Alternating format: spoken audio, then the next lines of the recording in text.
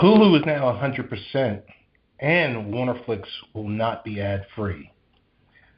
Hulu is now 100% Disney, and a move that's been rumored for a while. Disney announced that it would be buying Comcast's share of Hulu, which will give it a full ownership of the new service. The deal gives Disney immediate operational control over Hulu, while Comcast holds onto its shares for 4.5 years, at which point it can force Disney to buy them, or Disney can force Comcast to sell them the shares. Comcast also gets to start pulling back some of its content later this year, making what was once exclusive non-exclusive and pulling out completely from other deals. Why it matters. Disney now has a third leg in its OTT stool and can roll out Hulu internationally together with Disney Plus and ESPN Plus. It gives them a place to put all R-rated content, non-Disney library content, and create a more adult-orientated originals network that occupies the name mind space as HBO. It gives them a very successful MVPD, which is important to the company that owns ESPN, which relies on live viewing. It also gives them unfettered access to all Hulu's institutional knowledge, everything the team learned, often the hard way, about running a streaming service over the years. It gives Hulu a clear sense of ownership and purpose moving forward. It's worth mentioning that just how unlikely Hulu's success is, given the circumstances of its birth and the multiple parties that own the company, which is a huge testament to its leadership, who seemed, especially in the past 3 years or so, to have made a number of very wise decisions, from streamlining the interface to launching the MVPD to greenlighting originals like The Handmaid's Tale to limiting ad pods to 90 seconds. The result is that Hulu now has close to 30 million subscribers. For consumers, the plus from this deal will be the resulting bundle.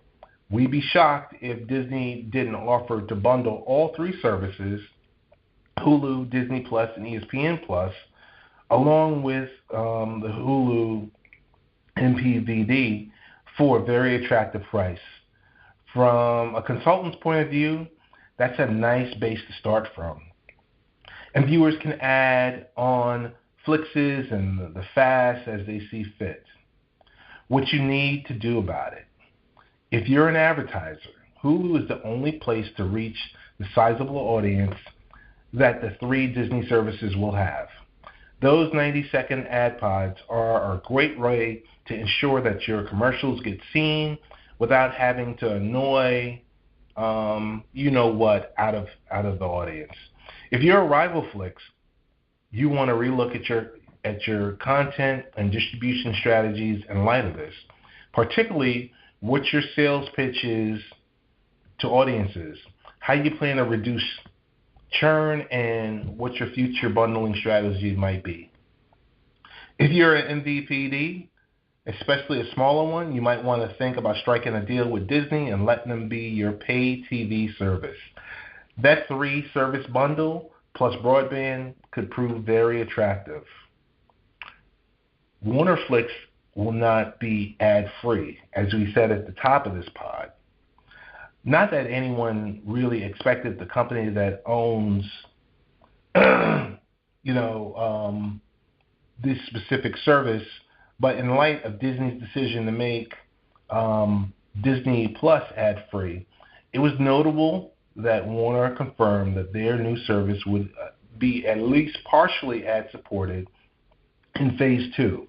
Not 100% clear whether that means it will be all ad-free at launch and the ad-supported Phase 2 comes with an extension, or if it refers to 3 tiers that Warner is allegedly launching. I suspect they're not 100% sure on it either, and are thinking that they'll figure the whole ad-supported game at some point down the road. Why it matters. AT&T has a lot to figure out between now and the launch. Given the strong MVPDs, addressable businesses like DirecTV, and given the fact that TNT, TBS, and CNN are already ad-supported, it all sort of makes sense. Warner's ad-supported OTT service will join Hulu and eventually NBCU and likely the CBS Viacom Showtime as one of the larger ad-supported services.